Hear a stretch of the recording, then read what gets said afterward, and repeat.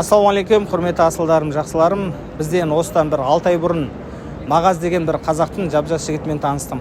Ол жігіт өздеріңіздей жас болғанмен Қытай елінен келген қазақтардың бірі. Арманы Қазақстан еліне мықты бір мотоциклдер әкеліп сатсам деген ой армандар бар екен.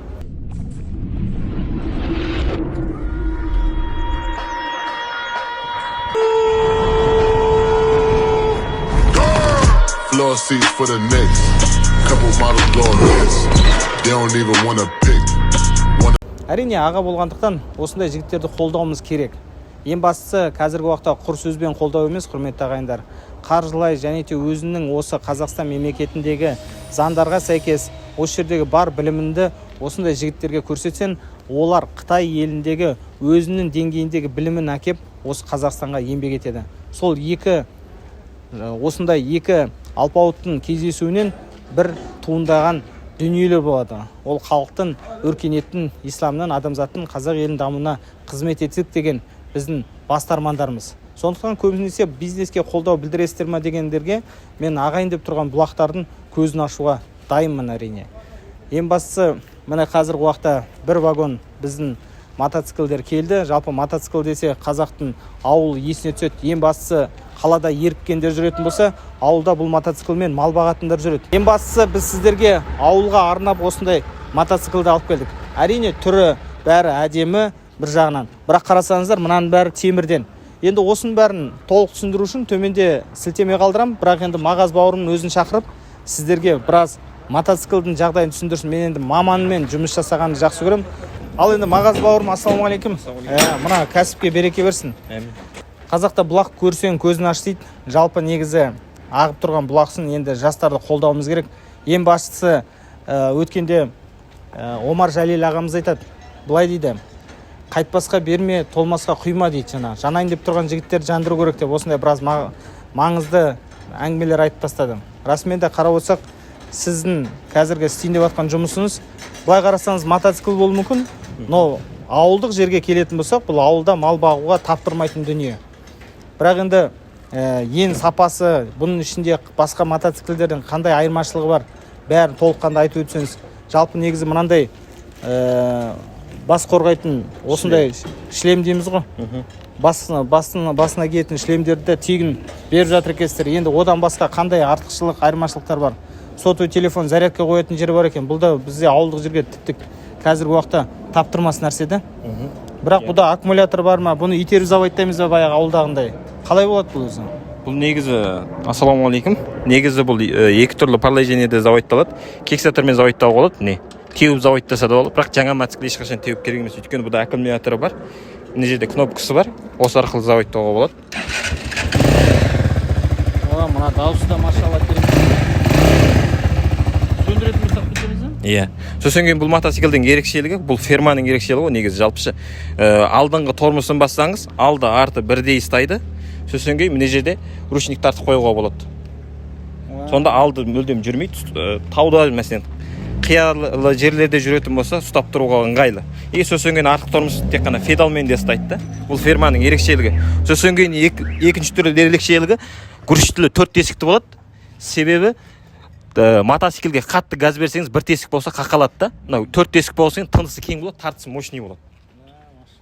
Сосын кейін үшінші түрлі ерекшелік, енді бұны мақтайтын главный жері моторы, валанстручный вал бар. Моторы 167 FM, тартысы өте мықты болады. Сосын кейін штанговый мотор 167. Бұған запчас, кез келген запчас табылады. Ерекшелігі сол. Запчас бар бұған. Ал 165 бар, оған қазіргі таңда запчас шықпай тұр. 167 ол мощностьтасы ғой, тартысын білдіреді.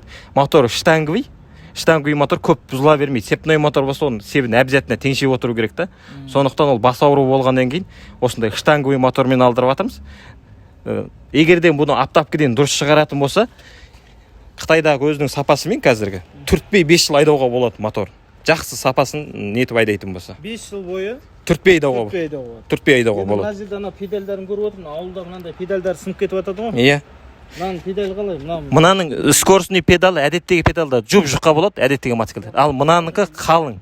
Бұның таза салмағы 250 кубы 138 кг шығады. Таза салмағы. Әдеттегі мотоциклдар 115, 116, ең патологы 125 килограмм шығады. Ал бұның таза салмағы 138 килограмм, ящикпен 160 килограмм шығады. Яғни мына бір мотоцикл 160 килограмм. Ящикпен упаковкасындегі салмағы таза. Бұның металы қалың болып тұр ғой. Қалың. Мына алдында енді анау неше түрлі әдемі болып тұратын. Мына баяғы классикалық ауылда жүретін мотоцикл керек нәрсе. Фардың мына лампочкасы басқаша сияқты ғой. Диодтуй.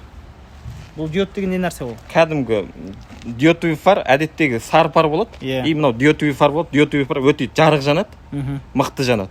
Сосын бұл жанып кетпейді ғой, Жанып кетпейді, көп бұзыла бермейді. Күйіп кету деген вариант жоқ. Мына қанаттардың бәрі темір сияқты. Темір. Мынаның бәрі темір. И сосын кейін ерекшелігі басқа мәселен әдеттегі мотоциклдердің мына фары жығылып қалсаңыз сынып қалуы мүмкін. Ал бұныкі қалай бұрасаңыз да сынбайды. И қолының защитасы полный темір. Енді ручкасы сынады деп уайымдап керек емес. Айнасы да сына қоймайды. Айнасының өзі хром, темір металл. Көп айналардың бәрі пластмасс болып келеді. Пластмасс болып келеді. Көп мотоциклдер пластмасс болып келеді. Бұның ерекшелігі енді бұның сапасына барынша мән беріп жасалған мотоцикл. Мына баллонның несі қандай? Протекторы Қытайдағы ең мықты протектор болып есептеледі. Мынау 325-18. И мына дискісінің өзі әдеттегі дискілердің салмағынан ауыр болады. Не үшін? Сапасы. Енді алдыңғы артыңғы тормоздары бұның дисковый ма әлде? Алдыңғы тормозы колодкамен, артқы тормозы колодкамен. Негізі заводский тормоз житкісіне болған. Бізде Қазақстанда көп запчасть шықпайды оған. Житкісқа. Сосын кейін колодкаға алып келдік. Ал келесі кезекте біз алдыңғы тормозын житкісқа әкеп ойда бар. Өйткені запчастьін өзіміз сатамыз ғой, бұны алып келеміз. Яғни егерде бұл мотоциклді алғаннан кейін осының запчастьлерін сізден тапсырыс беріп алуыма болады? Болады. Кез келген ауылға неше күнде жеткізіп бересіз? Мысалы үшін Қазпоштамен жеткізіп береміз. Қазпоштамен ауыл болатын болса 4-5 күн. 5 күнде ауылға осы запчастьсы жеткізіп. Ал басқа региондар болатын болса фурамен бар, багажымен бар, ауя тасымалдар бар. Онымен де жеткізіп беруге болады бір күнде. Қанша максималды қуаты, қанша аттың күші бар, қанша жаңағы 120 мен жүре аламын ба деген сияқты әңгіме ғой? 120 мен жүре аласыз. Әдеттегі мотоциклдер 70-тен асқаннан кейін діріл болады. Мынада балансировочный вал бар. Ол дірілді азайтады, 120-ға дейін жүруге болады, мүмкіндік бар. Яғни 120. Мына кезде тахометр да бар екен, қанша оборот беріп тұрған двигатель. Тахометрі бар, мынау майдың, бензиннің датчигі. Бензиннің датчигі бар екен. Бензин датчигі бар. Бізде бұрын бензин датчигі болмады. Скорость мына жерден көрсетіледі. Мына жерде электронды таблода қанша 2-мен келатсыз ба, 5-мен келатсыз ба, бәрі көрініп тұрады. Біздің ауылдағы басқа мотоциклдердің свичтері келе ме осы? Келе береді, D8 бәріне стандарт болады ғой. Бәріне сол баяғы бір свичі, бір свичі стандарт. Сосын бір катушка жанып кетті деп ататын еді ғой ауылда бір катушка. Ол релелері болады, катушкасы. Бірақ бұныңкін бәрі табылады. Бірақ енді жаңағы айтқан бойынша, егерде дұрыстап оқыптап десеңіздер, бір жаңағы обкаткадан шығару уақытын дұрыстап өткізсеңіздер, 5 жыл майының уақытында ауыстырсаңыздар, 5 жылға дейін бұғыны ешқандай түртпей теуге мүмкіндік бар екен, құрметті ағайындар.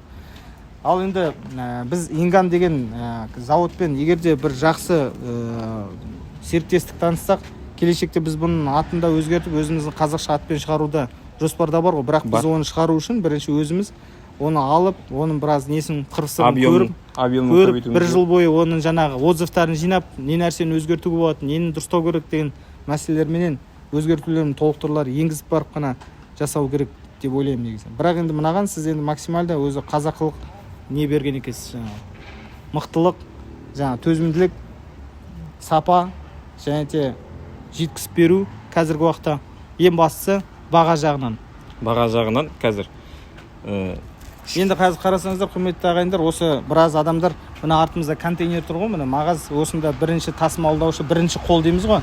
Ал егерде сіздер басқа бір адамдардан алатын болсаңыздар, олар осы кісілерден алады да басқа бағамен үстіне қосып сатады. Бірақ енді өзіңіздің таңдауыңыз өзіңізде, бірақ енді бірінші қолдан алғыларыңыз келсе, және де осы мотоциклдің қыр-сырын білетін, оның мотоциклге запчастьін бәрін әкелетін осы мағаз деген жігіт телефон нөмірін астына қоямыз, WhatsApp арқылы хабарласыңыздар. Мотоцикл туралы тағы не айтуға болады? Мынау жаңа багажник, жүк салатын несі. Мына жерге дорба салуға болады екен, мына жерге. Қоржын салуға болады. И 20 литрден 40 литр екі жағына баклажка байлап алуға болады, тұтасайым деген вариант. 40 литрлік баклажка. Көтереді. Сонымен қатар қазір мына кезде зарядный устройство, енді ауылда болғанда да қазір көбісіне телефон зарядкалайтын керек қой. далада жүрсең де қазір YouTube көреді, қазір киноға қойып алып жүріп ше. Сол біздің ауылдың жігіттерінің бір жетістігі сол болды қазір. Сонда зарядтың түн өткізіп отырып қалса, мынадан зарядта қуатта болады. Сонымен қатар мынандай таза өзінің фирменный кәскі. Таза фирменный кәскісі сіздерге сыйлыққа беріледі. Қазақ сыйлық жақсы көреміз ғой. Ал енді тапсырыс беріңіздер. Ал енді мына амортизаторына келсек, бұл пружина қойды, амортизаторы. Бір ғана пружина, бұл екі пружина емес. Кейбір мотоциклдер екі пружина.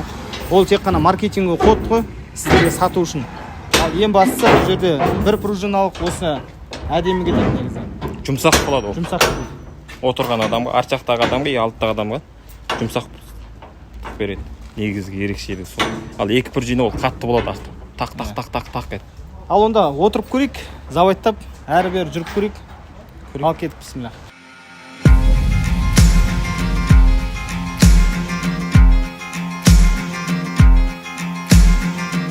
Come your masters of war. Here that build the big guns. Here that build the death planes. Here that build all the bombs. Мұнаң рен туралы айтып өтейікші. Мұна мотоциклді жүрдік, көрдік.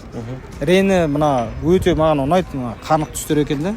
Бұл түстер кейін кетіп қалмай ма? Бұның ерекшелігі қандай? Басқа ерекшелігі мықты бұның краскасы. Мәселен, әдеттегі мотоциклдар тек қана үстіне темірдің үстіне краска шаша салады да. А бұның ерекшелік астына жабыстыратын өзінің несі бар. Соны жабыстырып бетіне шашқан краска. Краскасы оңбайды. Ерекшелігі сол. Бұның сосын кейін тек қана ол бір түрлі свет емес, 6 түрлі светте болады. Мынау бар, қан қызыл светі, қазір алдарыңыздағы. Сосын кейін аспан көк светі болады. Сосын кейін қаны көк светі болады. И мандарин сары светі болады. Сосын кейін шөп жасыл светі болады. Сосын кейін қап-қара свет болады. 6 түрлі светті алып келіп тұрмыз қазір. Ондай свет Қазақстанда ешқандай мотоциклде жоқ, тек қана бізде ғана бар. Яғни реңі, түсі сіздерге ұнайтын болса, өздеріңізге қарап алыңыздар. Ауылдың адамдары көбінесе шөп түсті алатын шығар деп ойлаймын, өйткені шөптің арасында көрінбей жүретінде. Ал енді қара түс енді кез келген жерде мына түстеріңіз мен мында деп айғайлап тұратын түстер. Жалпы түстің реңі кетіп қалмайды. Сіздер үшін тағы да бір жаңалық, бұның шашу технологиясы да басқаша екен. Жалпы негізі бұл таза Қытайдың заводтарында шығады. Сондықтан бүкіл тапсырыстардың біздің берген тапсырысына ұсыныстарымызға қарай жасалып отыр. Өйткені біз қанша оптым дейміз ғой, көтерме бірнеше жаңағы вагондап алғаннан кейін олар біздің айтқанымызды істеп береді ғой, қалай болғанда да. Сондықтан сапасы керемет.